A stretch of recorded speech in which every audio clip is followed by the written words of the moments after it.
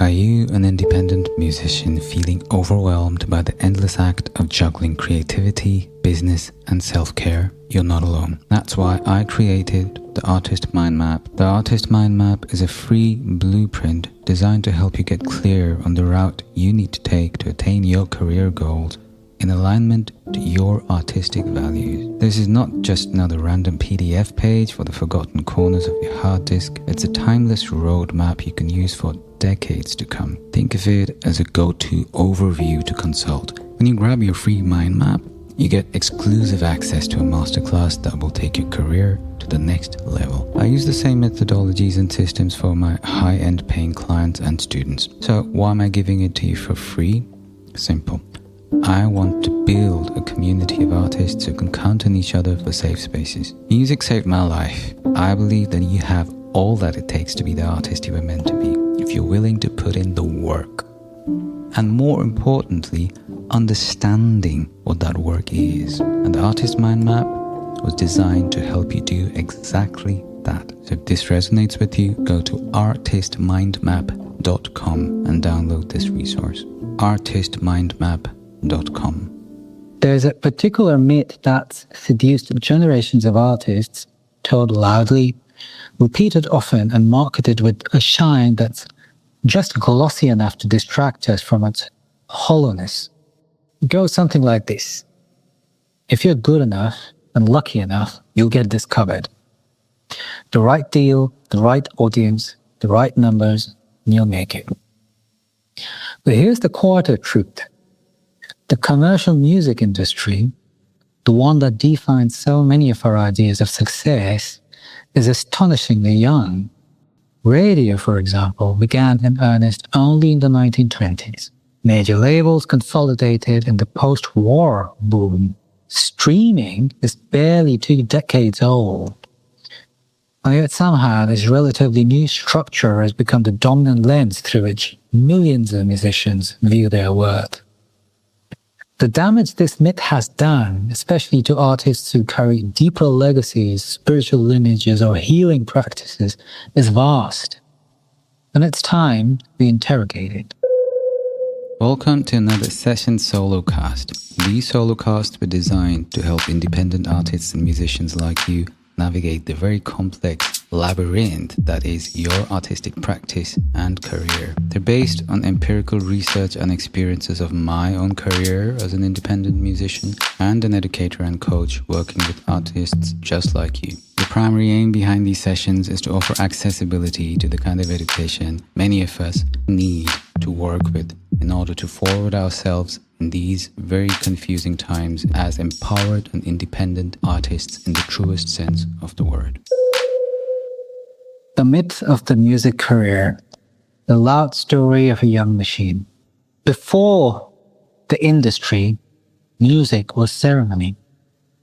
Before streaming platforms and stage lights, music held a very different function. It wasn't designed for algorithms, didn't seek to entertain, it wasn't branded, it was medicine. In countless cultures, from shamanic rituals in Central Asia to Vedic sound practices in this Indian subcontinent, music has been a sacred tool, one used to serve to align, to transform, to heal. In Hindu traditions, for example, sound was not just expressive, it was generative. The universe itself is said to have emerged from what is referred to as nada, the primal vibration. Bals in Bengal, part of the world my ancestors came from, for example, sang or still sing not for fame, but to awaken spiritual truths. Sufi mystics have used their traditions to enter states of ecstasy. Other shamanic cultures across Siberia, Africa, the Americas, they've journeyed through drum and chants for communal healing. This was music as a ritual, music as alignment between the extrinsic and the intrinsic, music as a deeper social responsibility. Now, from that sacred craft, music seems to have gone to roughly what can be referred to as mass product. The industrial age rewired that. Music became mass produced. Artists became brands. A whole new set of gatekeepers emerged. First, it was the A&R reps, then radio programmers, and now tech gurus and their platform algorithms. Truth bomb number one for today. The music industry is a shockingly young machine. It's barely 100 years old. Commercial radio came about in the early 1920s. Electronic recording, 1925. Major label dominance was mostly post-World War II. MTV, for those of you who remember that was, the whole concept of music videos, 1981. Streaming wasn't even around until around 2003, so that's less than 2 decades, I think. And now there's AI-generated music tools, which is 2022 to present. Generally speaking, this model is younger than the lives of some of our grandparents. Truth bomb number two. Music's actual timeline, on the other hand, has been a whole different story altogether. Humans have been making music for tens of thousands of years. There have been flutes found in Germany, which are apparently 40,000 years old. This is referenced stuff, verified. Ritual percussion in pre-agricultural societies have been recorded and verified. And healing and trance music traditions in pre-colonized Asia, Africa, and the Americas are also verified at this point. So there's no debate revolving around this. The record industry has always been more interested in creating quote-unquote stars or products, cash cows, than sustaining artists, the ones who actually create what this entire industry is built upon. I always talk about how the music industry was built not to support artists, but to exploit the passions of these artists, us, for the profit of a third party. And now, as the gatekeepers shapeshift, the outcome remains the same. Artists become collateral damage. They're told to stay on trend, stay relevant, stay visible. And then, when we burn out, we're often discarded, forgotten, or replaced. So, same gain, new gods. This modern creator economy may wear cooler clothes, but it still runs on the same fuel. Attention, eyeballs, ears, consumers. Now, the label might be you, your brand, or your quote-unquote content output, but the question remains unchanged. Are you generating numbers? Not, are you aligned with your calling? Not, are you in service to something greater than your ego, for lack of a better term? These questions won't even go towards things like, is the actual art any good? And is it something that's serving you, the artist, or your true audience? And the result is widespread burnout, disillusionment, and most importantly, a confusion around the entire purpose of it all. So now, we kind of, at the risk of sounding slightly dark here, a generation of sensitive creatives trying to keep up with a machine that never stops spinning. Artists will often lose access to their inner voice under the pressure of external validation. But there's a quiet revolution here, which hopefully is going to bring us back home. I'd like to think something is shifting. A new wave of artists are beginning to see through the illusion. They're diversifying their practices, composing, teaching, healing, facilitating, scoring, collaborating, improvising, not because they quote-unquote failed by some archaic definition of success an industry had defined, but because they're starting to remember that a career was never the point. The artistic practice is not a ladder, but a ritual space. And that the work we do is not linear. It's seasonal, cyclical, devotional. And this retreat, it's not a retreat into obscurity. It's a return to wholeness. Entertainment versus art is one of the biggest challenges here, one of the biggest debates. Somewhere along the way, the industry reframed music primarily as entertainment, something to consume, measure, and monetize. But art, in its original sense, was a practice, a discipline that served the maker, the community, and the spirit. The result? Confusing the two has left masses chasing some form of validation they don't even necessarily understand, instead of exploring what they actually set out to explore, which is their inner space through sound, through art, through color. The birth of the so-called career, by the way, wasn't up until the mid-20th century. Labels and broadcasters and promoters who started building their commercial pipeline. So it was production, distribution, marketing equals stars, which is basically a product which satisfies consumers and ideally are turned into what is referred to as cash cows. What a horrible term, by the way. Few winners and many discarded hopefuls. And then if you start tracing the history of the new gatekeepers, first it was the TV networks, 1990s to 2000s, then 2000s to present, algorithms decide who gets to be seen and heard, and 2022 to present, now AI begins creating music, shifting the entire definition of artist itself in some circles. The priority set by the industry still remains visibility over depth, scale over sustainability. So what's the cost of chasing this myth? Research shows the industry, and verified research, by the way, shows that the industry's instability, which is what it is, by the way, instability, despite all the hype surrounding it, results in mental health crises, artistic burnout, loss of creative autonomy, and now with AI, a whole new universe of fears with job displacement, creative redundancy, and a race to produce faster and produce more. So the big question at this point is this over? Is the music industry over? Is the myth of the musical career over?